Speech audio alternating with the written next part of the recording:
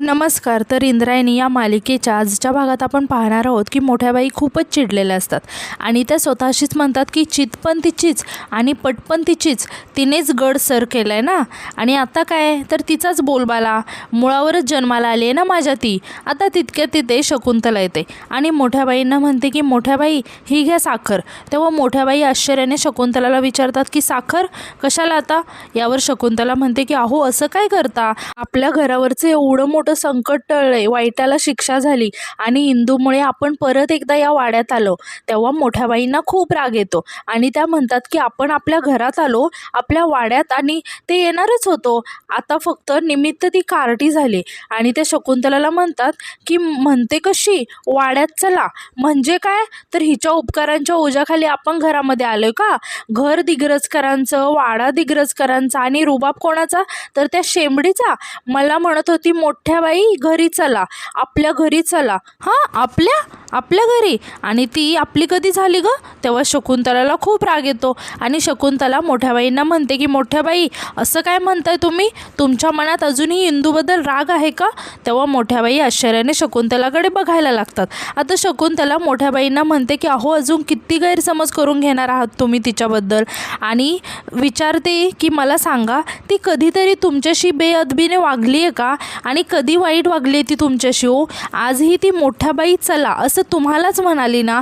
तेव्हा मोठ्या बाई म्हणतात की हां म्हणत होती ना मोठ्या बाई घरी चला, पण का म्हणत होती असं म्हणून त्या शांत होतात आणि परत रागाने शकुंतलाला म्हणतात की शकुंतले तुला काय मान अपमान काही आहे की नाही ग. तेव्हा शकुंतला मोठ्या बाईंना म्हणते की अहो पण त्याचा इंदूशी काय संबंध. तेव्हा मोठ्या बाई म्हणतात की आहे संबंध आहे अगं शकुंतले, इंद्रायणी आणि तिचा तो आतोबा या दोघांचा तो कट आहे. या दोघांनी मिळून त्या तोतयांना घरात पाठवलं आणि आपल्याला आपल्याच घरातून बाहेर हाकललं आणि नंतर ते तोतयांना त्यांच्यावरतीच उलटले, म्हणून हे सगळं झालंय. तेव्हा शकुंतला मोठ्या बाईंकडे आश्चर्याने बघत असते. आता मोठ्या बाई शकुंतलाला विचारतात की काय ग तुला पटत नाही आहे का माझं बोलणं. तेव्हा शकुंतला म्हणते की नाही. यावर मोठ्या बाई म्हणतात की मग तर झालं, प्रश्नच संपला, मी बोलतच नाही आता यावर. शकुंतला म्हणते की मोठ्या बाई की अहो शांत व्हा, जाऊ द्या, खूप चांगला दिवस आहे हो, आणि ही घ्या साखर. हे ऐकून आता मोठ्या बाईंना खूप राग येतो आणि त्या म्हणतात की तूच खा असं म्हणून ते तिथून निघून जातात. तर आता यानंतर आपण पाहतो की नारायणी आणि शकुंतला बोलत असतात. आता तितक्यात तिथे गोपाळ येतो आणि इकडे तिकडे बघायला लागतो. आता नारायणी गोपाळकडे बघत म्हणते की गोपाळ अरे इंदू दिसली का रे तुला, केव्हापासून शोधते पण कुठे दिसलीच नाही आहे. तेव्हा गोपाळ खूप रागाने म्हणतो की तिला सांगितलं होतं की अजिबात अभ्यासावरून उठायचं नाही, तरीसुद्धा उठली आणि गेली बघ. जर तिने ऐकलं तर ती इंदू कसली. यावर शकुंतला म्हणते की जाऊ दे रे गोपाळ, लहान मुलं तशीही चंचलच असतात. तेव्हा नारायणी म्हणते की पण हे जरा जास्त चंचल आहे, पायाला भिंगरी लावूनच फिरत असेल. आता हे ऐकून गोपाळ तिथून जायला लागतो. तितक्या तिथे करिश्मा इंदूला आवाज देत येते. आता करिश्माचा आवाज ऐकून गोपाळ तिथेच थांबतो आणि करिश्माकडे बघायला लागतो. आता करिश्मासोबत सुशीलासुद्धा तिथे आलेली असते. आता करिश्मा इकडे तिकडे बघत म्हणते की माझी लाडकी बहीण इंदू कुठे गेली. आता गोपाळ करिश्माला म्हणतो की ओ लाडकी बहीण करिश्मे, तू खूप मिस केलं असशील ना गं इंदूला, तिला त्रास द्यायनं. तेव्हा करिश्मा आश्चर्याने गोपाळकडे बघायला लागते. आता नारायणी गोपाळला शांत करत म्हणते की गोपाळ. तेव्हा गोपाळ रागाने नारायणीला म्हणतो की गोपाळ काय गोपाळ, तुला माहिती आहे ना सारखा सूड घेत असते ही इंदूचा. तेव्हा सुशीला घाबरत गोपाळला म्हणते की राहू द्या ना गोपाळ महाराज, कशाला उगच मेलेले मुडदे उखडून काढताय, लहान आहे, चूक झाली, मोठ्या मनाने माफ करून टाका ना. तेव्हा गोपाळ सुशीलाला म्हणतो की ओ राहू द्या काय राहू द्या, तुम्हाला सुद्धा माहिती आहे का तिने काय काय केले ते इंदूसोबत, अहो त्रास दिले तिने तिला. तेव्हा सुशीला खूप घाबरून गोपाळकडे बघायला लागते. आता गोपाळ सुशीलाला म्हणतो की हे बघा आता हे इंदूलाच ठरवू द्या की करिश्माने या घरात राहायचं की नाही. तितक्यात तिथे इंदू येते आणि म्हणते की ठरवायचं काय त्यात.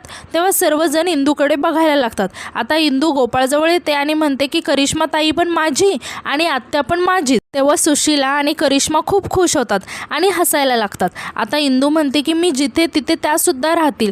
तेव्हा गोपाळ खूप शॉक होऊन इंदूकडे बघायला लागतो. तर सुशीला मात्र खूपच खुश झालेली असते आणि ती इंदूला म्हणते की गुणाची ग माझी बाई ती, आणि ती म्हणते की बघितलं का केवढा जीव आहे इंदूचा माझ्यावर, ते आता ते मी जीव लावला म्हणूनच ना. आणि ती करिश्माला म्हणते की जा करिश्मा सामान घेऊन ये लवकर जा. आणि ती सर्वांकडे बघत म्हणते की खोलीत खूपच धूळ झाली असेल ना, मी साफ करून घेऊन येते असं म्हणून ती आतमध्ये जायला लागते. तेव्हाच इंदू सुशिलाला विचारते की आणि आतोबा.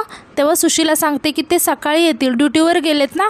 आणि गोपाळकडे बघत म्हणते की येऊ दे ना गोपाळ महाराज. आता करिश्मासुद्धा तिचं सगळं सामान घेऊन येते आणि सुशिला आणि करिश्मा तिथून सर्व सामान घेऊन आतमध्ये निघून जातात. आता त्या गेल्यावर गोपाळ रागाने इंदूला म्हणतो की तू काय जरा येडीबेडी आहेस का गं? त्यांना परत कशाला घेतलं घरात? आता तू परत त्या अडगळीच्या खोलीत झोपणार का? तेव्हा इंदू गोपाळला समजावत म्हणते की असू दे रे, तू ताण नको घेऊस. आणि तसंही मला आवडतं अडगळीच्या खोलीत राहायला. माझ्यासाठी सगळे पहिल्यासारखे वाड्यात आले ना, त्यातच मला आनंद आहे.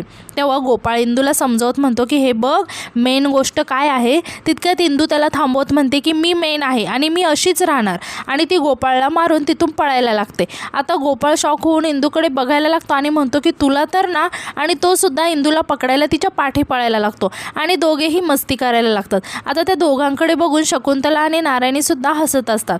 तर आता यानंतर दुसऱ्या दिवशी सकाळी आपण पाहतो की इंदू शाळेत जाण्यासाठी निघालेली असते आणि ती आदूला आवाज देत असते आणि म्हणते की आदू ये रे पटकन. आणि म्हणते की हा पोरगा ना शाळेची वेळ निघून गेल्याशिवाय येतच नाही. आणि जोरात ओरडत म्हणते की झालं का रे, ये ना पटकन. तितक्यात आदूचा आवाज येतो की ए तुमको नाही मालूम, ते वर्ष वेगळं होतं आणि हे वर्ष वेगळं आहे. तेव्हा इंदू खूप आश्चर्याने इकडे तिकडे बघायला लागते. तर आदू शाळेला जाण्यासाठी आधीच तयारी करून तिथे बसलेला असतो.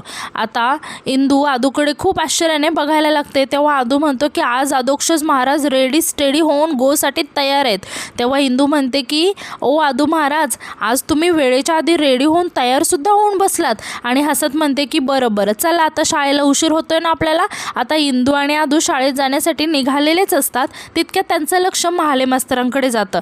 आता सर्व फंटा गँग महाले मास्तरांना बसायला सांगत असतात आणि त्यांना पाणी देत असतात. आणि महाले मास्तरांना कुठल्या तरी गोष्टीचा खूप मोठा धक्का बसलेला असतो. सर्वच जण महाले मास्तरांना विचारत असतात की मास्तर काय झालंय तुम्हाला आणि कोणाचा फोन आला होता तुम्हाला. आता हे सर्व बघून आदू आणि इंदूसुद्धा खूप आश्चर्याने महाले मास्तरांकडे बघायला लागतात आणि ते दोघेही धावतच महाले मास्तरांजवळ जातात. आता इम्रान महाले मास्तरांना विचारत असतो की काय हो मास्तर, सांगा ना काय झाले तुम्हाला. आता इंदू महाले मास्तरांना विचारते की महाले मास्तर, आपण सगळे इथे का जमलोय. आता आदू पप्प्याला म्हणतो की पप्प्या काय झाले महाले मास्तरांना. तेव्हा पप्प्या म्हणतो की अरे काय माहिती, सांगतच नाही आहेत काही मास्तर. आता महाले मास्तर अडखळत म्हणतात की ते काही नाही, आता तुम्हाला शाळेत गेल्यावर सगळं कळणारच आहे.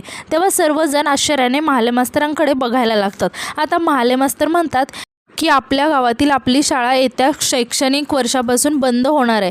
तेव्हा सगळ्यांनाच खूप मोठा धक्का बसतो आणि सर्वजण म्हणायला लागतात की काय बोलताय तुम्ही, अहो असं कसं होईल. इंदूसुद्धा म्हणते की अहो अशी कशी शाळा बंद पडणार, अहो आमची शाळा आणि महाले मास्तर आमचा अभ्यास. तेव्हा सर्व फंटा गँग रडायला लागतात आणि म्हणतात की अहो मास्तर आमच्या शिक्षणाचं काय होईल. पप्प्या म्हणतो की मास्तर आम्ही एकमेकांना भेटणार कसं. इंदूसुद्धा रडत म्हणते की महाले मास्तर हे चुकीचं आहे हो. महाले मास्तरसुद्धा खूपच नाराज होत असतात आणि ते म्हणतात की चुकीचं आहे, मान्य आहे मला, पण आता काय करणार आपण, शासनाचा निर्णय आहे. आजूबाजूंच्या मिळून 4 गावांची आता एकच शाळा असणार आहे आणि ते म्हणजे तालुक्याला. म्हणजे आता कुणी रोज तालुक्याला जाऊ शकेल नाही जाऊ शकणार काही माहीत नाही. बस घेतला निर्णय आणि बंद शाळा. हे ऐकून सर्वांना खूप वाईट वाटतं. तर आता यानंतर दुसरीकडे आपण पाहतो की मोठ्या बाई प्रेमनाथसाठी चिवडा घेऊन येतात आणि म्हणतात की जावई बापू हा घ्या चिवडा. चिवडा बघून प्रेमनाथ खूप खुश होतो आणि म्हणतो की सासूबाई तुम्ही का त्रास घेतला, नारायणीला सांगायचं ना, तिने आणून दिला असता. तेव्हा मोठ्या बाई म्हणतात की असं का, आणि त्या नारायणीला आवाज द्यायला लागतात.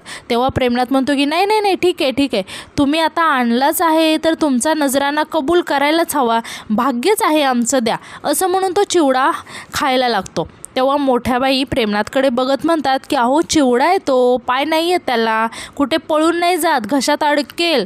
तेव्हा प्रेमनाथ हसायला लागतो आणि म्हणतो की पाठराखीन बाईंसारखं का. तेव्हा मोठ्या बाईंना खूप राग येतो आणि त्या रागाने प्रेमनाथकडे बघायला लागतात आणि म्हणतात की या गोष्टीचं मला हसू नाही आलं, त्रास होतो याचा मला. तेव्हा प्रेमनाथ मोठ्या बाईंना म्हणतो की तुम्हाला ज्याचा त्रास होतो आम्हालासुद्धा त्याचा त्रास होतो. आणि परत म्हणतो की सासूबाई चिवड्यासोबत चहा असताना तर मजा आली असती बघा. तेव्हा मोठ्या बाई आश्चर्याने प्रेमनाथकडे बघायला लागतात आणि म्हणतात की काही काम बीम काही करायचं नाही, नुसतं खायचं, इतकं खाणं जातं कसं हो तुम्हाला.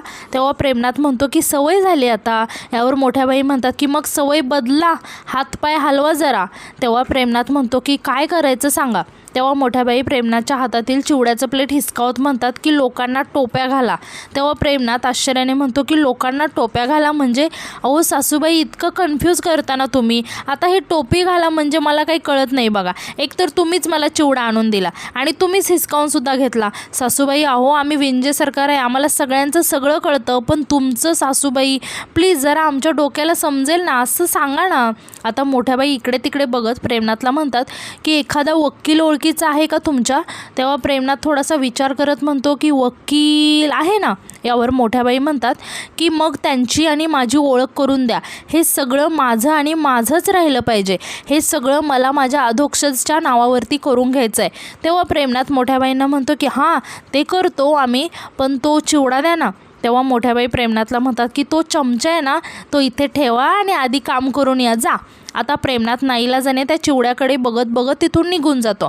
तर दुसरीकडे आपण पाहतो की फंटा गँग शाळेत आलेले असतात आणि ते सर्वजण शाळा बंद होणार म्हणून खूपच उदास असतात. आता परी म्हणते की शाळा बंद होणार हा विचार माझ्या मनात जरी आला ना तरी मला रडू येते. आता आदूसुद्धा म्हणतो की मलासुद्धा. आता पप्या भजी खात असतो आणि तो त्या भजीकडे बघत म्हणतो की आईने प्रेमाने एवढे भजी केलेत, ते सुद्धा खाऊशे वाटत नाही आहेत मला. सर्वजण खूपच उदास झालेले असतात. आता इंदू शाळेच्या भिंतीकडे बघत म्हणते की आपली शाळा किती छान आहे ना. आता पप्या म्हणतो की रोज सकाळी उठा, नाही पहाटे उठा, एखादी एसटी चुकली तर शाळा बुडली आणि घरी आल्यावर आईचा मार खावा, हा अन्याय आहे ना. आता आदू इम्रानला विचारतो की काय रे, 4 गाव मिळून एक शाळा म्हणजे ती शाळा खूप मोठी असेल ना. तेव्हा परी म्हणते की तिकडची पोरं मिळून आपली फंटा गँग अजून मोठी होईल ना. यावर इम्रान म्हणतो की विठ्ठूच्या वाडीची फंटा गँग आणि तिकडे निमगावच्या पोरांनी मिळून बनवलेली नवीन फंटा गँग खूपच मोठी होईल ना. यावर पप्या रागाने म्हणतो की ए गप्प बसा रे, इथे सिरियस मॅटर चालू आहे आणि तुम्ही फंटा गँगची शाखा उघडणार आहे का? विषयाची खोली समजून घ्या आणि मग बोला तुम्ही दोघं. मला तर काहीच सुचत नाही आहे. इंदू मात्र यावर काहीच बोलत नाही, ती कसला तरी विचार करत असते. आता पप्या इंदूकडे बघत म्हणतो की इंदे, तुला काय वाटतं गं, तू कसला विचार करतेस? तेव्हा इंदू म्हणते की गोपाळचा, तो मोठा आहे आणि हुशारसुद्धा, त्याला हे कळालंच असेल ना. तर दुसरीकडे आपण पाहतो की श्रीपत पोलिसांच्या तावडीतून सुटून लपून एका ठिकाणी दारू पीत बसलेला असतो आणि त्याला आठवत असतं की कसं इंदूने सर्वांसमोर त्याचा खोटा चेहरा आणला होता आणि इंदू त्याच्या हाताला चावलेली देखील त्याला आठवत असतं आणि तो त्याच्या हाताकडे बघायला लागतो तर इंदूच्या चावण्याने त्याच्या हाताला जरा बरीच जखम झालेली असते. आता श्रीपत स्वतःशीच म्हणतो की घबाड लागलेल्या हाताला, असं घबाड की जे आयुष्यभर बसून खाल्लं असतं मी. आणि म्हणतो की इंदे, डाव खेळलीस गं तू. आणि तो त्याच्या हाताकडे बघत म्हणतो की ही जखम तर भरेल आता, पण या मनाला लागलेली जखम ती कशी भरणार माहिती आहे का? त्या दिग्रजकरांची वाट लागल्यावर. आणि म्हणतो की दिग्रजकर तयार राहा, येतं एक वादळ तुमच्याकडे आता. याचा हिशोब ना आता व्यवस्थित चुकता करीन मी आणि त्या इंदूच्या चुकीची शिक्षा आता अख्ख्या विटूच्या वाडीला भोगायला लावेन, ते पण व्याजासकट. तर दुसरीकडे आपण पाहतो की गोपाळ एकटाच विचार करत बसलेला असतो. आता तितक्यात तिथे इंदू गोपाळला आवाज देत येते आणि गोपाळकडे बघत म्हणते की मी तुला पूर्ण घरभर शोधते आणि तू इथे बसलाय. आणि ती गोपाळजवळ बसत म्हणते की ज्या गोष्टी आपल्या हातात नाही ना त्याबद्दल आपण काहीच करू शकत नाही. आणि असंही तालुक्याच्या जवळच आहे ना निमगाव, आपल्यापासून काही खूप लांब नाही आहे आणि वर्ष संपेपर्यंत आपण आहोत ना इथे, तोपर्यंत आपण खूप मज्जा करूया. यावर गोपाळ इंदूला म्हणतो की बरोबर आहे ग इंदे तुझं, पण काही वेळेला असं अचानक आलेल्या गोष्टी सहज स्वीकारणं कठीण जातं ग. बघ ना, असं अचानक हे संकट आदळले तुमच्यावर. यावर इंदू आश्चर्याने विचारते की तुमच्यावर म्हणजे? यावर गोपाळ म्हणतो की हो, आता तुला माहितीच आहे ना ग इंदे, डॉक्टर व्हायचं आहे मला. आता त्याच्यासाठी कधी ना कधी तर मला गावाबाहेर जावंच लागणार आहे ना, मग भविष्यात जायचं ते आत्ताच जायचं. तेव्हा इंदूला खूप वाईट वाटतं आणि ती गोपाळला म्हणते की म्हणजे तू आता मला सोडून जाणार? तेव्हा गोपाळ इंदूला म्हणतो की हो, मग आता मी बाबाला सांगून तिकडे वसतिगृहात ना माझी व्यवस्था करून घेणार आहे. म्हणजे कसं होईल, माझा यायचा जायचा वेळ वाचेल आणि तेवढ्याच वेळात माझा अभ्याससुद्धा होईल. आता हे ऐकून इंदूला खूप राग येतो आणि ती गोपाळला म्हणते की तुला काय वाटलं मी तुला कुठे जाऊ देईल? तू अजिबात कुठे जायचं नाही आणि वसतिगृहात ते कुठे काही राहायचं नाही आणि मी व्यंकू महाराजांना स्पष्ट सांगणार आहे की त्याचं काही ऐकू नका. तेव्हा गोपाळ इंदूला समजावत म्हणतो की अगं इंदे, पण तेव्हा इंदू गोपाळला थांबवत म्हणते की तू जर बाहेर जायचा विषय जरी काढला ना तर याद राख. यावर गोपाळ इंदूला म्हणतो की याद राख काय याद राख, वेडी झालीस का ग इंदे तू? यावर इंदू म्हणते की हो आहे मी वेडी.